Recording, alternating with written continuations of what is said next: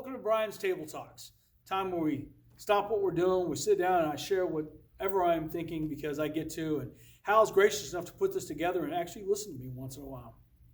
So I read a lot of history, and I hear a lot of people when you talk about history, this is good, this is bad. The Holocaust was bad, we all know that. The war in the Ukraine is bad, we know that.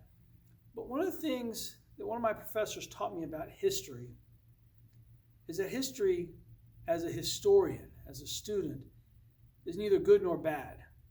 When we study history, we have to put aside our judgment calls because we live in the here and the now with more information than the people in the past decades, years, and centuries. One of the things my professor, Dr. Maxie Birch, said is history is, and the people who lived it lived in a certain context. They knew what they knew. They didn't know what we knew. So oftentimes, I hear people look somewhere, how come people didn't do this? How come they didn't do that? We talk about the Holocaust. How come the Jews didn't fight back? Well, when you start reading things like that, you realize they didn't always know what was happening, didn't necessarily have the abilities. This was how they lived.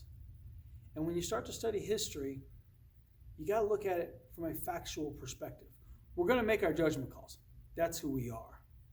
But we can't let our judgment interfere with our understandings of it. I hear some people talking about how in the current crisis in the Ukraine, one side's right, one side's wrong. History will tell us who's right and wrong.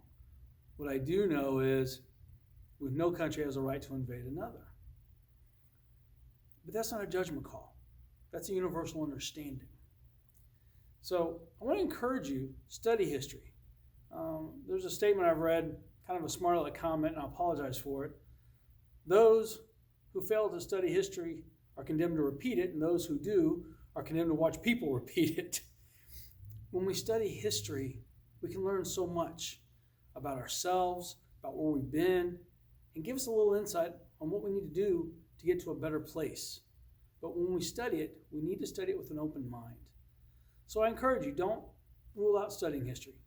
Study pieces of it. But don't put your judgments on hold. Put your politics on hold and look at the facts of it.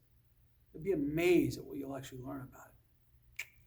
Friends, I hope today is a great day. I hope tomorrow's a better one. And I hope the one after that keeps getting better. Until next time, this is Brian's Table Talks.